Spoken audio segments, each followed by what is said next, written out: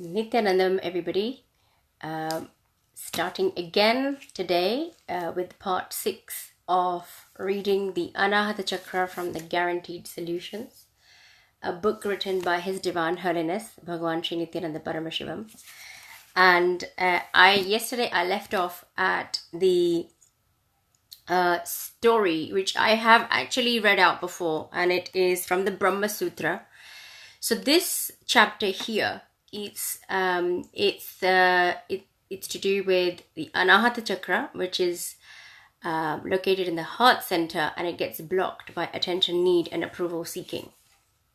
Okay, so what unblocks it? What are the intricacies of how we operate in society? What it means? What love means in our day-to-day lives, and what existential love is, what is available to us, and where we get stuck.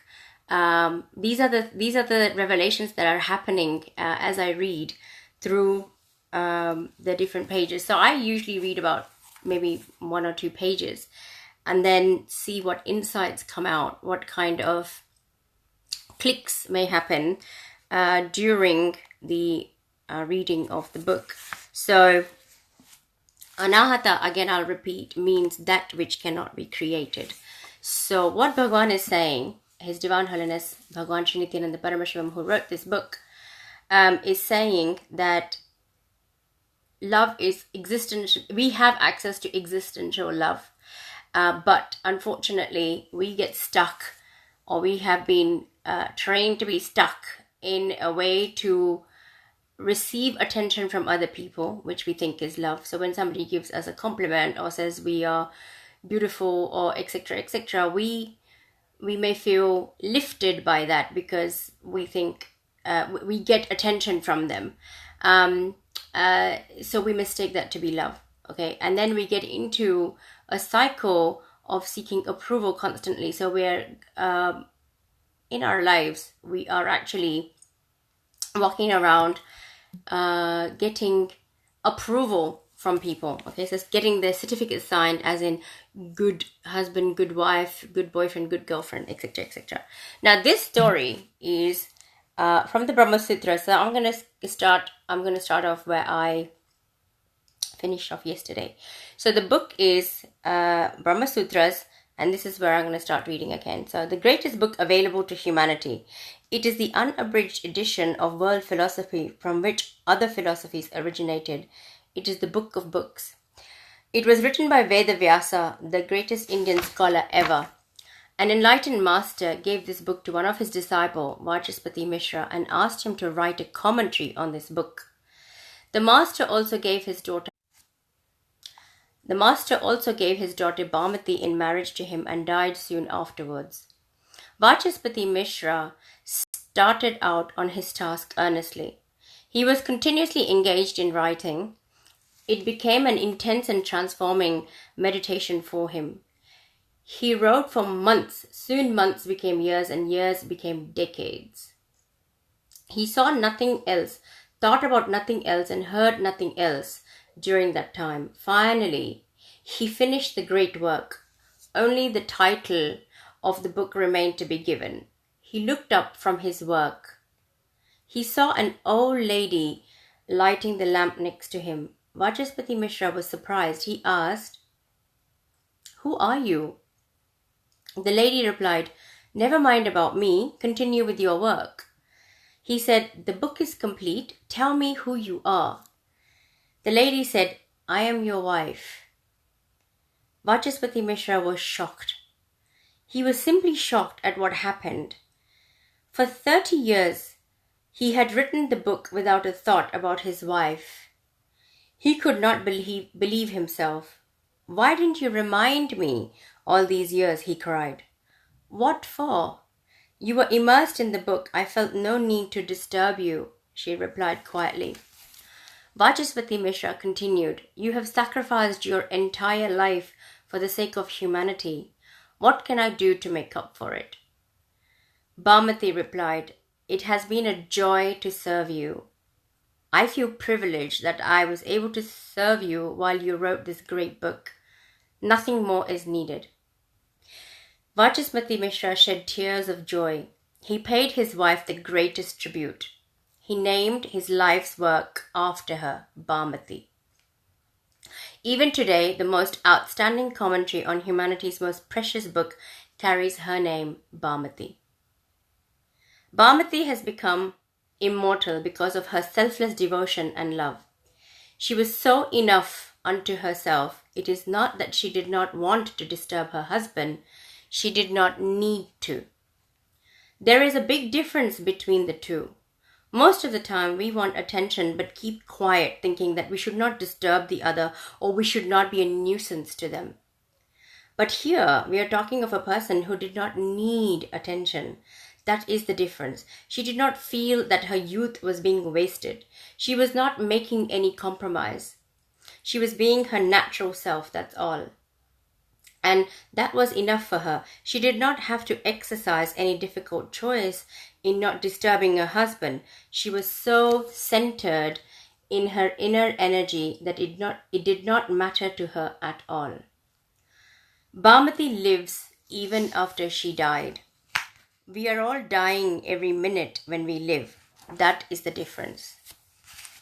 So this story from the Brahma Sutras I have read out before because it's one of my favorite stories. It was a very profound story. Again, there is so many layers for us to grasp. And one of the things as I was reading this, I got that really I'll speak about myself. Okay, so I cannot even start to imagine what it is to have unconditional love because I'm so used to operating from the space of conditioned love, transactional love, getting attention from people, seeking approval from people.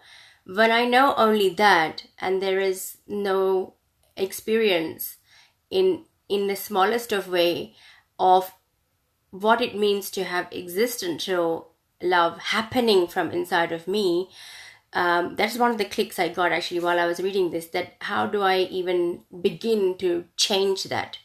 Now, of course, for me, it's straight away as I'm sharing this, I'm thinking, well, I do have an example. I have Swamiji, Bhagavan himself as an example of somebody who's unconditionally there, operating from the space of existential love. So I do have an example that I can reach out to and start to internalize how he is operating in the world and how I could operate differently than just being in the same cycle of. You see, even now I can see that in a subtle way sometimes when people say no to me, I do experience rejection. So then I can see that my system is starting to work out a behavior which would have been automated in the past, but now with awareness, obviously I do things differently. But it'd be like, okay, so if they're not going to do this, I'm not going to do this, kind of transactional thing happening. So the more I've caught myself with awareness, obviously the more I've been able to shift. However, it is good to know that there is example out there, someone like Swamiji, a being like Swamiji who has flowered the rarest happening and is operating from the existential energy, the unconditional love, the compassion, and being here for humanity no matter what reception he gets. No matter what the attacks are, his intensity, his compassion for us doesn't shift. So Bhamati is one of the examples which I do tend to remember a lot, and I do contemplate on it. It's a beautiful happening which only inspires me to look at exactly what more work can I do on myself, what more understanding can I bring for myself, so that I can operate from existential love, existential energy, which is true love, rather than the transactional love. So that's what I'm getting from today. I'll stop with Bhamati's story because it's today's part 6. of the reading of this chapter, which is about dropping attention need, and start again tomorrow from the next part. This book, Guaranteed Solution, is full of stories, and it's a really beautiful way to grasp the subtle message that Cosmos is giving through this book. Cosmos itself is giving. And anytime I have visited this content, I've only had more and more deeper clicks, and I'm feeling a lot more alive, I have to say. This time round, when I'm reading the content out for you guys live, I'm trusting that this is bringing value to all of you. Please do let me know if there's something that's missing and you'd like me to add. Do let me know and I'll do that. If you have questions, let me know as well. But I'm just really enjoying the subtle flowering that's happening. And I feel that this adventure that I started like 6 days ago, of reading this particular chapter, there is more to come. There is a lot more to come, and it's all, I can feel myself feeling more and more alive as I share every day. So thank you so much for watching. I know Saras has been watching, Inderjit, Dominic, Siv, Darren, and Suranga. Hello and Nithyanandam to all of you. Thank you for stopping by and watching, whether it was a minute or 2 minutes or all of it. I am going to upload, as I do daily, onto my YouTube channel as well, so it's easier to access the videos there. I'm inviting everybody to take a look and to see in your day whether you're operating from transactional love, not judging yourself, just being in the space of observing whether one is operating from transactional love or one is operating from existential energy, which is true love. What is the difference? How do we know which is what? Just play with it. And if you have comments, once you've played with it, once you've internalized it, then let me know. I'd love to hear clicks from you guys. I'd love to share I'm sharing my clicks now, but I'd like to see how your clicks would also expand my understanding, my internalizing process as well. So thank you once again for watching. I'll see you guys again tomorrow. And Necha, please let me know if I'm actually pronouncing your names correctly. I know most of them I am, but there's then some that I have a doubt. Let me know if I'm pronouncing it correctly. Thank you again for watching. Nithyanandam. Bye.